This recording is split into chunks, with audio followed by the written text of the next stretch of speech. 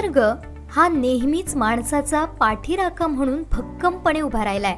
जगभरातल्या अनेक जमाती आजही निसर्गालाच देव मानताना दिसतात. त्याला कारणही तशीच आहेत.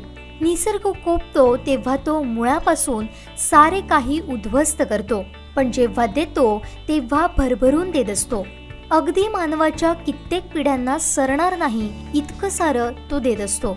कोकणातल्या सिंधुदुर्ग जिल्ह्यावरही निसर्गानं अशीच मुक्त हस्ते उधळण केली आहे. प्रशस्त समुद्र किनारा, अथांग सागरी संपत्ती आणि संपन्न वनसंपदा, त्यातही अनेक दुर्मिळ प्रजातींचं वरदान या जिल्ह्याला लाभलंय.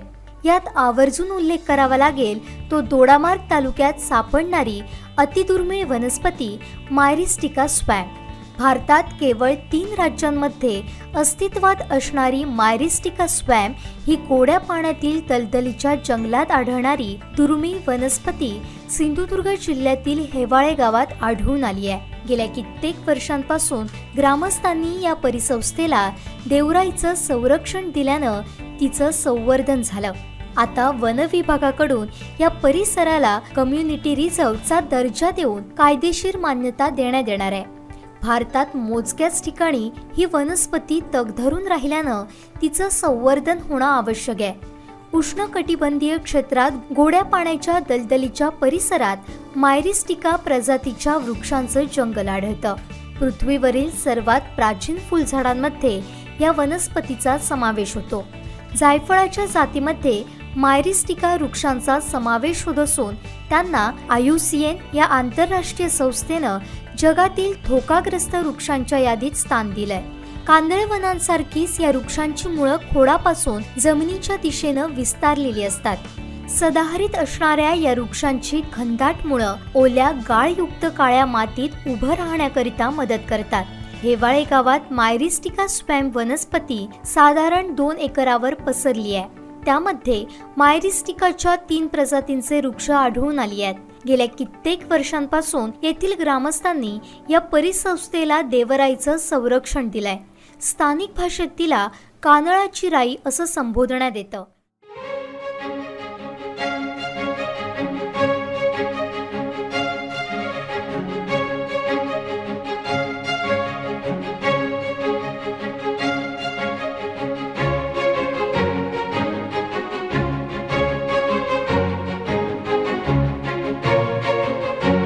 मायरिस्टिका स्वॅम्प भारतात केवळ कर्नाटकातील उत्तर कन्नडा जिल्ह्यात, केरळमधील दक्षिणेकडील भागात आणि गोव्यामध्ये काही ठिकाणी आढळून येते.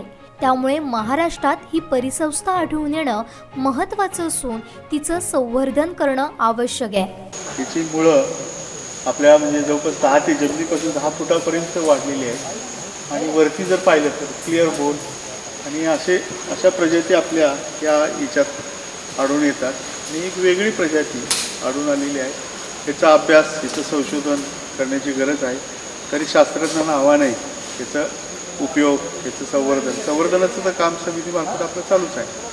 परंतु याच्यापासून काय वेगळे काय आहे याच्यामध्ये आणि त्याच्यात काय वेगळं स्पेसीज वेगळं काय आहे का, औषधी गुणधर्म काय आहे का, याचाही अभ्यास करणं गरजेचं आहे.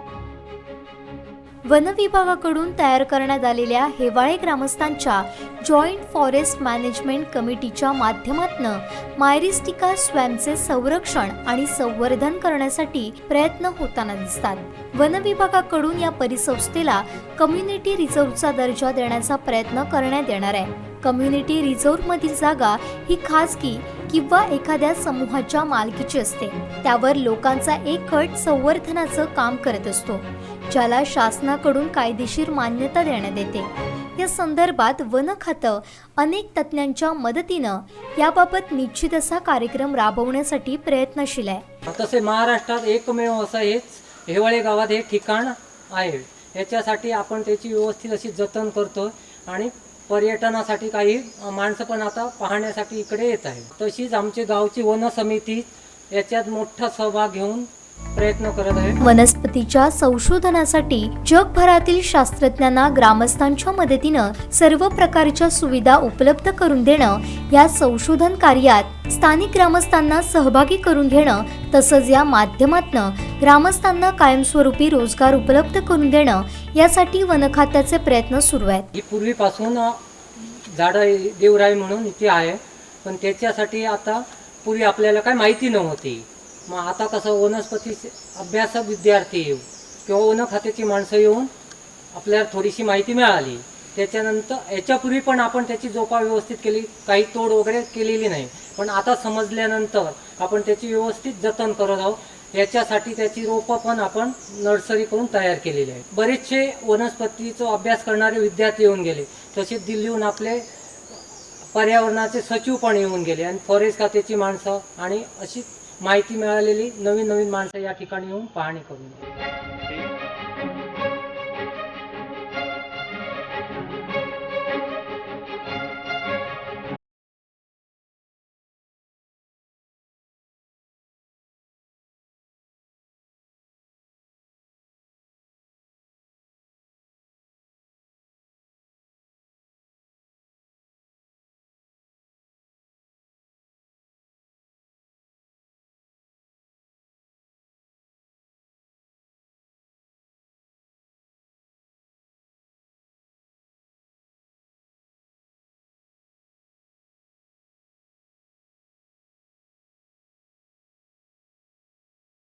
FM समितीच्या कार्यक्षेत्रातील देवराई म्हणून संबोधलेली जी जागा आहे, तिथं मेरिस्टिका स्वाम्प ही वनस्पती एक वेगळी प्रजाती आढळून आलेली आहे. आणि ह्याचं मेरिस्टिका स्वाम्पचं जे संरक्षण आहे ते हेवाळे गावची समिती, वन समिती आहे, त्यांच्या माध्यमातून आपण करतो आहोत.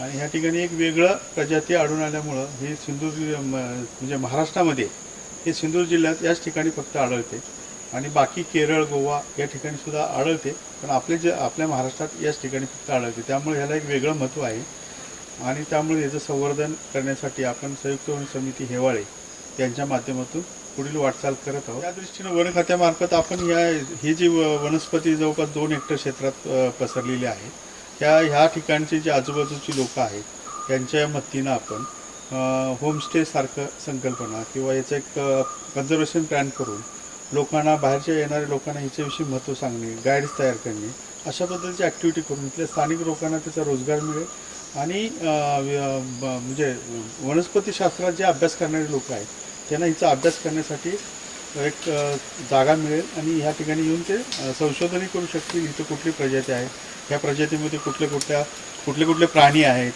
कसं याची इकोसिस्टीम आहे, याचा अभ्यास ते करू शकतील आणि एक रिसर्च संशोधनाचा एक विषय होऊ शकतो.